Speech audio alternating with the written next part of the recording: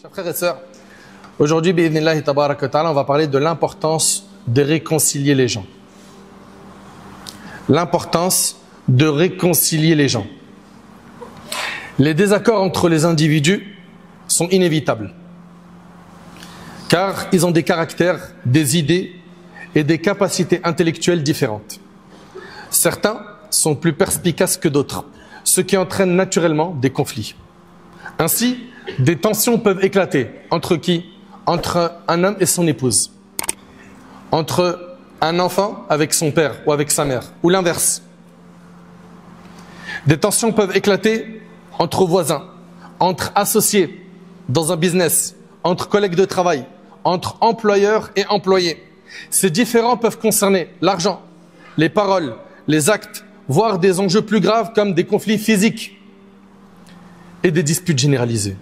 Parfois, ces tensions s'enveniment au point de devenir incontrôlables, notamment lorsque des personnes mal intentionnées colportent des rumeurs et attisent les dissensions. Et je vous demande, s'il vous plaît, Allah yabarak fikum, d'être très attentif. Pourquoi? Parce qu'on vit une époque où de plus en plus on entend un tel ne parle plus à son frère en Allah, ou son frère de sang. Un tel ne parle plus à son fils. Une telle ne parle plus à sa mère. De plus en plus on entend parler de division au sein de la communauté, au sein de certaines familles. Et là, on va avoir deux catégories de personnes. Ceux qui vont chercher à plaire à Allah et à réconcilier les cœurs, et ceux qui vont attiser la haine pour faire en sorte que le feu devienne encore plus grand. Vous faites partie de quelle catégorie de personnes? Posez-vous la question. Un frère, il ne parle plus à son autre frère en Allah ou de sang, et puis il y a quelqu'un qui va venir, au lieu de lui dire « Mais non mon frère, pardonne pour qu'Allah te pardonne. Mais mon frère, tu gagneras en récompense auprès d'Allah si tu réponds au mal par le bien. » Au lieu d'avoir ce type de profil, malheureusement, il existe des gens qui vont faire quoi? Ils vont mettre de l'huile sur le feu. Tu lui parles pas? Mais si tu pensais qu'il avait fait que ça, attends, je te raconte le dernier dossier, tu le connais pas. Allahu Akbar. Ça plaît à qui ça? À Allah le tout miséricordieux? Ce comportement-là, est-ce qu'il nous fait gagner l'agrément d'Allah? Ou est-ce que c'est plutôt le diable qui est satisfait de ce comportement? Et malheureusement, il t'a utilisé, tu es devenu un de ses pions.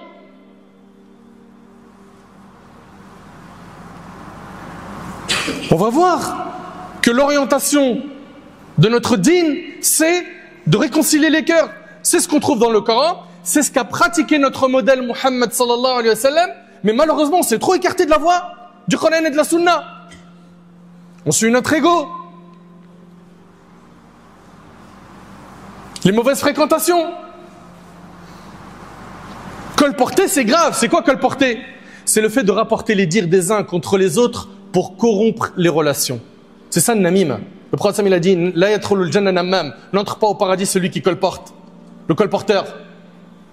Et combien on en a dans la communauté? C'est leur spécialité. Attends, faut que je te raconte ce qu'il a dit sur toi. Mais il te montre un beau visage, mais tu sais pas derrière ton dos ce qu'il dit. Le prophète sallam il a dit n'entre pas au paradis le colporteur. Ça te fait rien d'entendre ça?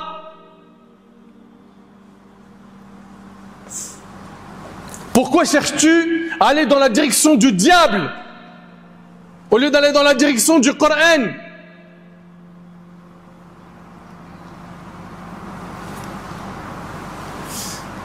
On a un effort à faire, mes frères et mes sœurs, pour être des acteurs dans les médiations, dans les réconciliations. Et notre religion a incité à être de cela. Et on va voir, subhanallah, les mérites d'être de ceux qui réconcilient les cœurs.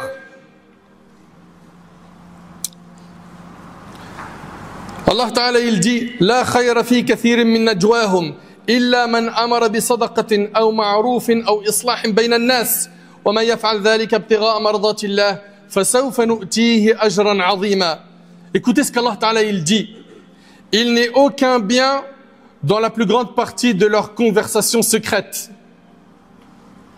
Allah Ta'ala il dit il n'est aucun bien dans la plus grande partie de leurs conversations secrètes, sauf si l'un d'eux ordonne l'aumône, le bien ou la réconciliation entre les gens. Quiconque le fait, cherchant l'agrément d'Allah, nous lui accorderons une immense récompense.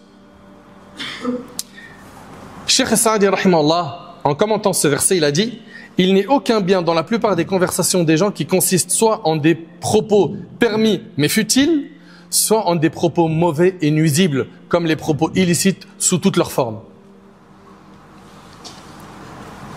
Allah Ta'ala dit, sauf si l'un d'eux ordonne l'aumône, le bien ou la réconciliation entre les gens.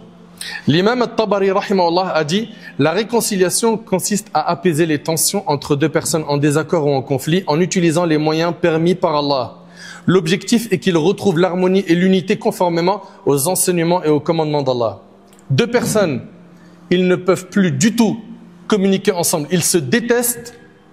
Toi justement, tu vas faire le nécessaire en tant que bon musulman pour essayer de réconcilier les cœurs. Pourquoi ? Pour avoir les récompenses de ton Seigneur Jalla fi'ula.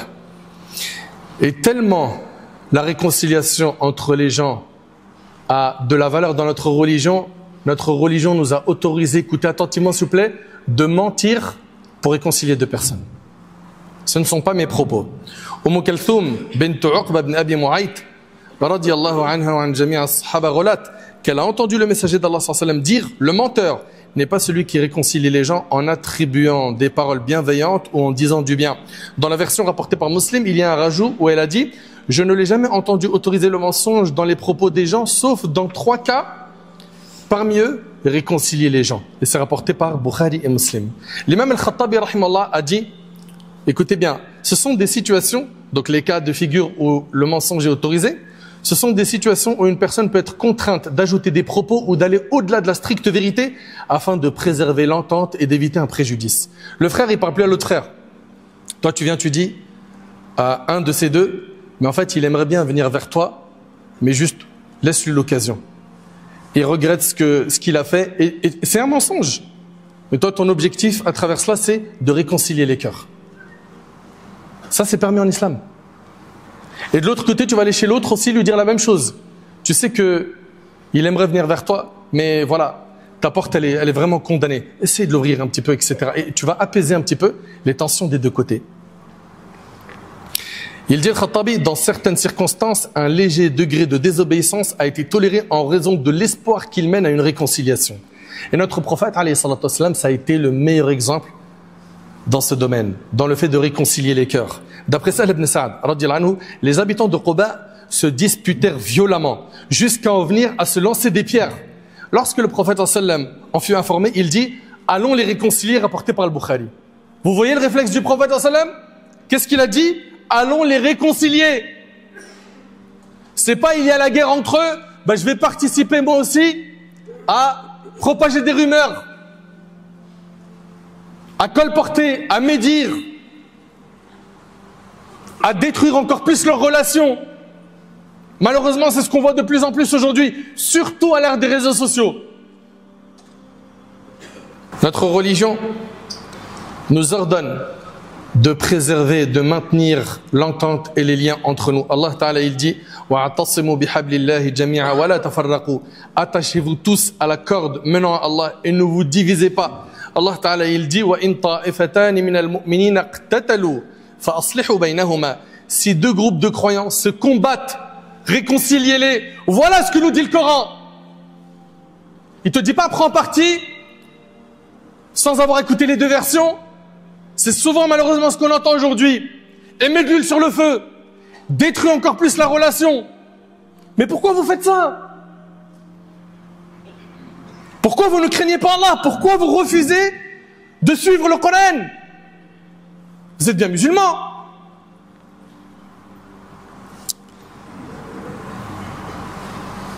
Allah Ta'ala il dit: fattaqullah wa aslihu dhata baynikum wa ati'u Allah wa rasulahu in kuntum mu'minin. Allah Ta'ala dit: craignez Allah, rétablissez de bonnes relations mutuelles et obéissez à Allah et à son messager si vous êtes croyants.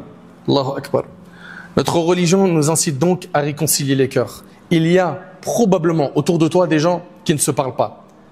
Il se peut que ce soit des gens de ta famille ou de tes amis. Des gens que tu connais, ils ne se parlent plus depuis un bon bout de temps. Et plus le temps il passe, plus, comme vous le savez, les choses s'accumulent dans les cœurs jusqu'à ce qu'ils en arrivent à un stade où ils ne veulent plus jamais rencontrer la personne avec qui elle est en litige. C'est là où toi tu dois intervenir. Toi, ton rôle en tant que musulman, c'est d'intervenir vite, d'éteindre le feu dès le début. Et si le feu il est trop grand, tu fais le nécessaire, tasta'in billah, tu demandes l'aide d'Allah et tu fais le nécessaire pour écouter les deux parties, pour essayer de les amener à une discussion apaisée, pour essayer de faire en sorte qu'ils s'entendent et qu'ils se réconcilient. Mais qui aujourd'hui cherche à réconcilier les gens?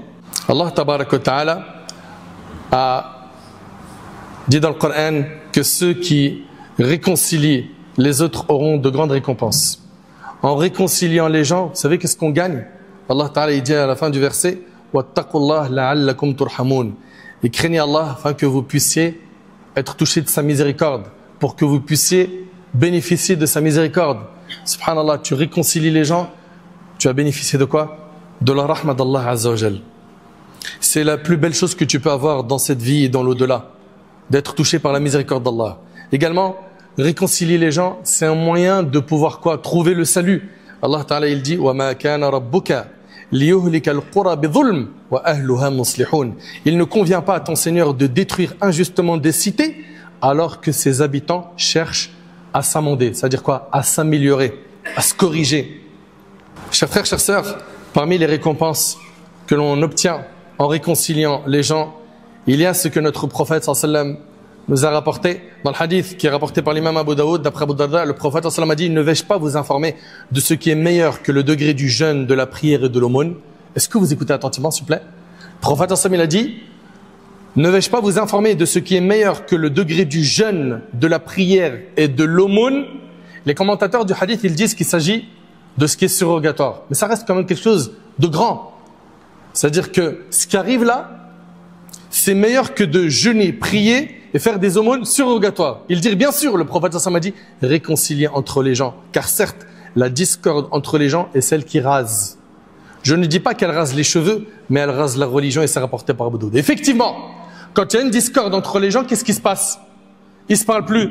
Il y a de la médisance des uns vers les autres. Du mauvais soupçon, des calomnies, des rumeurs qu'on va faire circuler. Et tout ça, ça rase la foi. Tout ça, ça rase la foi. Parmi donc les récompenses que tu gagnes quand tu réconcilies les gens, c'est la récompense qui a été citée ici dans le hadith, qui est plus grande que le degré du jeûne, de la prière et de l'aumône, en réconciliant les gens. Également, le prophète sallallahu alayhi wa sallam, il dit, dans le hadith d'Abi Huraira qui est rapporté par Muslim, le fait de réconcilier entre deux personnes est une aumône. Subhanallah, t'as pas envie de gagner des récompenses auprès de ton Seigneur? T'as pas peur du jour où tu seras présenté au Seigneur des mondes? T'aimerais pas être à l'aise ce jour-là et avoir assez de bonnes actions pour valider ton examen, ton passage sur terre? Profite de l'occasion. Tu vois des personnes autour de toi, ils se parlent pas. Toi, tu vas faire le nécessaire pour les réconcilier. Pour réconcilier les gens, il y a des comportements à adopter. Premièrement, la sincérité. Tu fais ça lillah azza wa jal. Tu ne fais pas cela en recherchant un intérêt mondain. Certains pourraient peut-être aller dans cette direction de la réconciliation. Pourquoi? Parce qu'en faisant ça, il va profiter des contacts d'un tel. Il va lui ouvrir les portes du business, etc., etc., etc.